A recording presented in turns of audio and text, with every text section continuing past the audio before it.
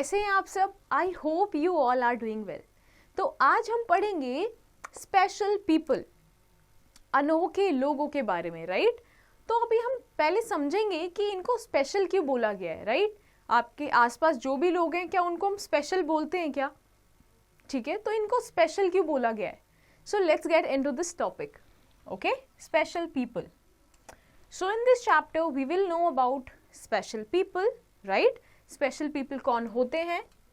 We'll read about deaf and dumb people, right?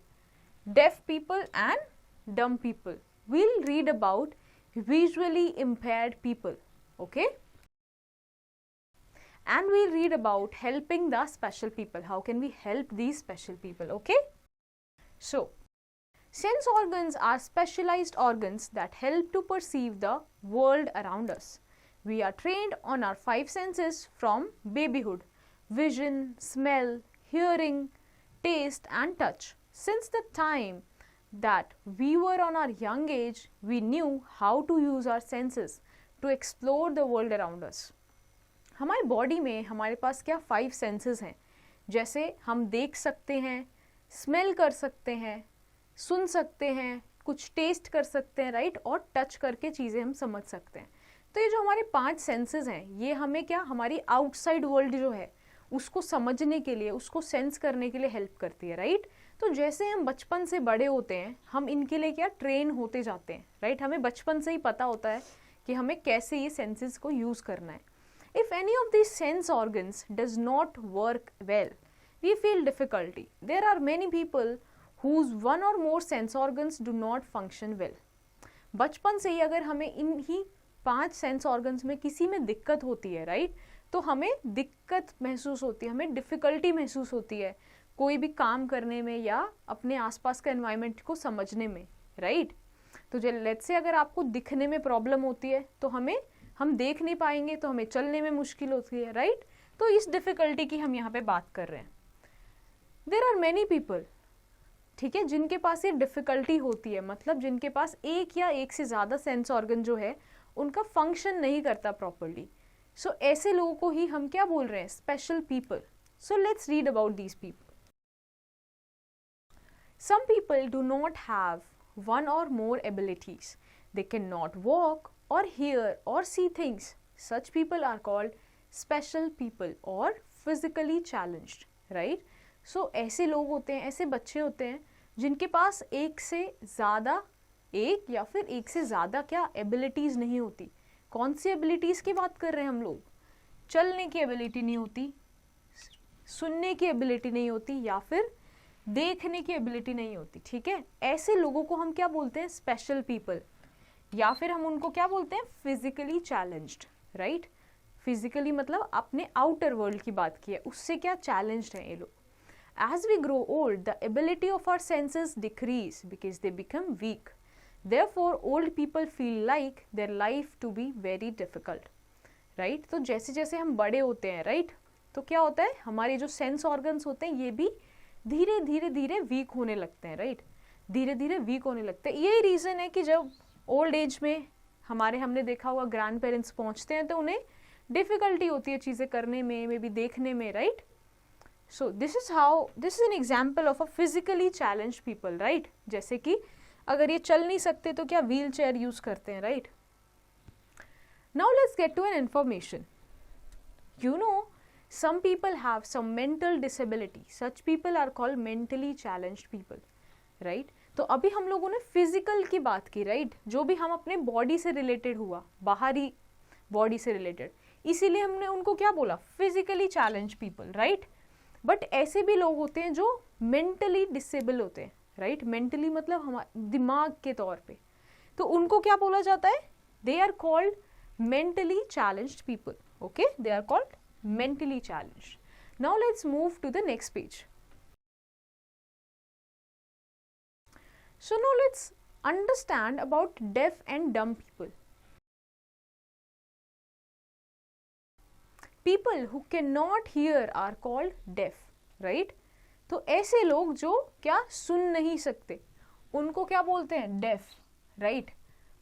Whereas people who cannot speak are called dumb people, right, जो बच्चे बोल नहीं सकते, जो लोग बोल नहीं सकते, उनको हम बोलते हैं डम. They communicate with other using sign language, right? Sign language is based on the ideas rather than on the words. We can show our care for the deaf and the dumb people by trying to learn their sign language or by communicating with them using written messages. We should play with them and show our care for them, right? तो जो deaf और dumb people होते हैं, मतलब क्या, वो सुन नहीं पा रहे या फिर बोल नहीं पा रहे, right? तो उनका सेंस कौन कौन सा चला गया? सुनने का चला गया, ठीक है, और बोलने का चला गया, मतलब स्पीकिंग का. सिंस अभी भी वो क्या देख तो सकते हैं, राइट, तो आपको समझ सकते हैं आपके इशारों को, इसीलिए उनसे कम्युनिकेट करने के लिए हम यूज करते हैं sign language, right. Sign language किसके ऊपर बेस्ड है? They are not based on words, ठीक है, वर्ड्स तो क्योंकि वो सुन ही नहीं पा रहे, राइट, तो वो आइडियाज के ऊपर, राइट, अगर आप उनको कुछ एक्शंस दिखाते हो तो वो समझ पाते हैं, ठीक है. तो हमें उनकी लैंग्वेज सीखनी चाहिए उनसे कम्युनिकेट करने के लिए, ठीक है, उनसे बातचीत करने के लिए, ताकि उनको भी लगे कि हम उनसे बातचीत करना चाहते हैं, हम उनके लिए केयर करते हैं, ठीक है.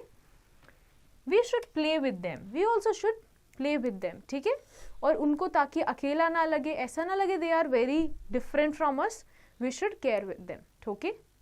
सो this is how a deaf communication happens, okay. ऐसे साइन लैंग्वेजेस से हम बात करते हैं, ठीक है. This is a chart of a sign language, ठीक है. इसमें जैसे हम वर्ड्स यूज करते हैं A to Z, ठीक है, वैसे ही यहाँ पे A से लेके Z तक के लिए अलग अलग डिफरेंट शेप्स हैं हैंड्स की, ठीक है, अलग अलग साइंस हैं. Now let's get to an information. A particular form of play called mime also use signs and symbols for expression. एक पर्टिकुलर टाइप का गेम होता है जिसको हम क्या बोलते हैं? Mime.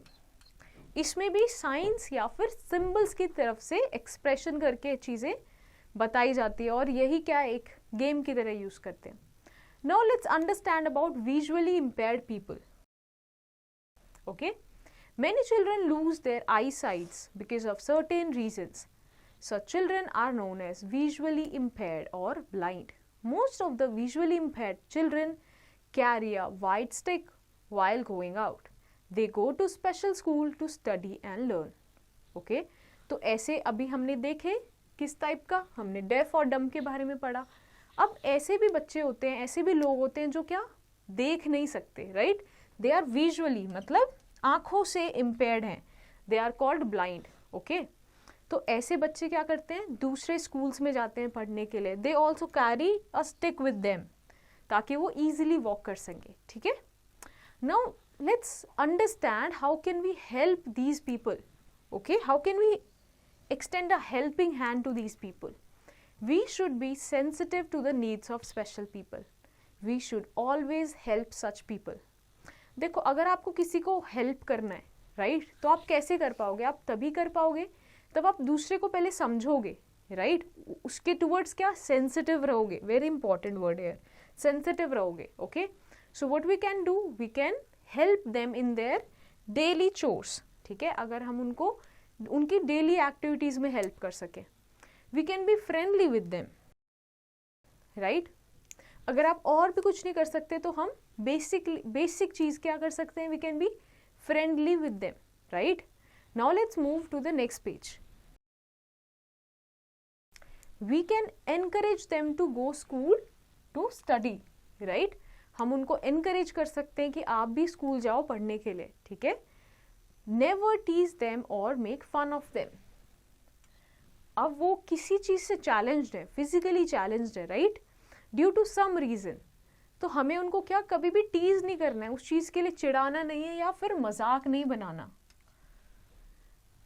Make them feel that they are a part of the society and do not treat them differently. आपको उनको ऐसे फील कराना है कि वो भी एक सोसाइटी का ही पार्ट है, वो भी नॉर्मली उनको ट्रीट कराना है, ठीक है. Now government has started many help programs for them, but we are the people who can really help them. Government ने बहुत सारे प्रोग्राम्स ऐसे लोगों के लिए शुरू किए हुए हैं, बट एक्चुअल में किसको हमें ही उनको हेल्प करना है, राइट. गवर्नमेंट भी किसके ऊपर एक्ट करती है? पीपल के ऊपर एक्ट करती है, राइट. तो we are the one who can really help them. There are special schools and homes for physically challenged people. ऐसे बहुत अलग schools और homes हैं जो physically challenged people को cater करते हैं, ठीक है, उनके ऊपर work करते हैं, right? There are schools for blind people.